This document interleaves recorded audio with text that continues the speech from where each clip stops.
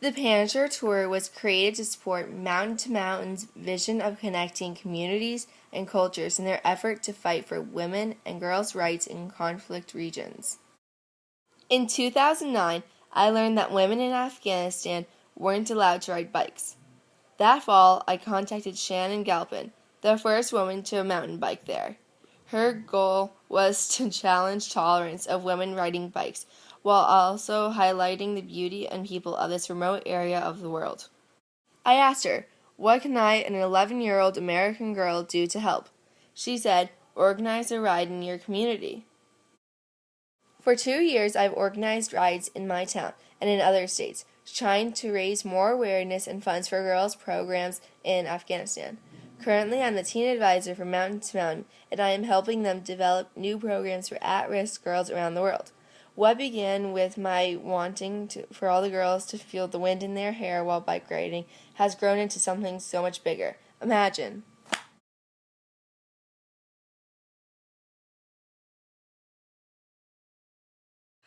As a 15-year-old girl in this country, I have the right to an education, health care, safety, and to be counted. When I learned how many girls around the world are being married at my age with no say about who or when, I was surprised and saddened. I can't imagine being forced into an unwanted relationship, having to drop out of school and into the life of an adult before I'm ready. Having babies at my age is not healthy. Without education, I would be trapped in a life of poverty. I believe we should all say I do take a stand against child marriage. I gathered my Think Peace Club and talked to them about the issue. Our voices, joined with others, will hopefully put an end to child marriage, and all girls will have an opportunity to make their own choices.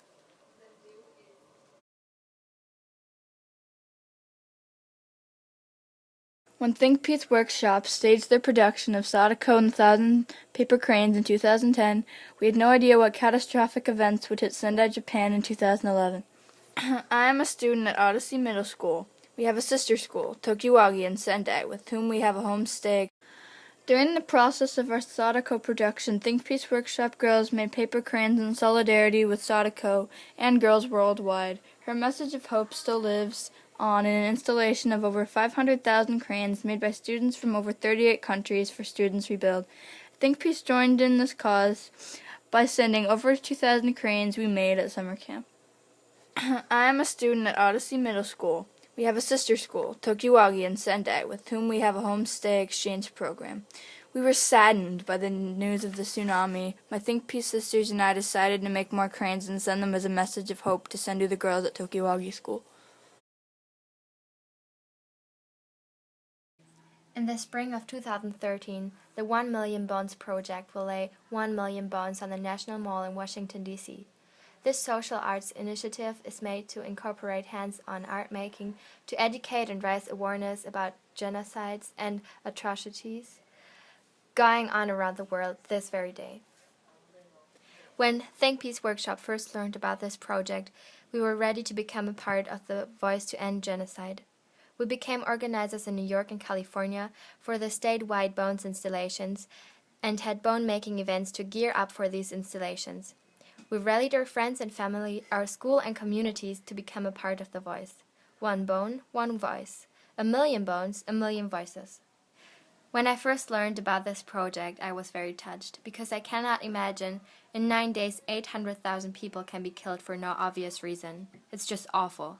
I'm very impressed by the image of the people standing around the bones they made during the laying of the bones in Albuquerque, and it inspired me to want to make a bone myself. I feel that a hands-on project is more effective than a fundraiser, because when you do something with your hands, you need time to do this.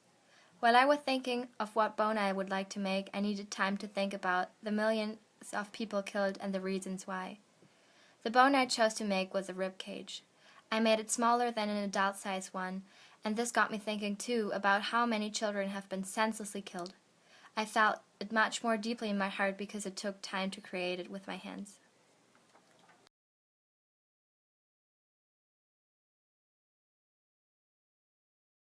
Imagine!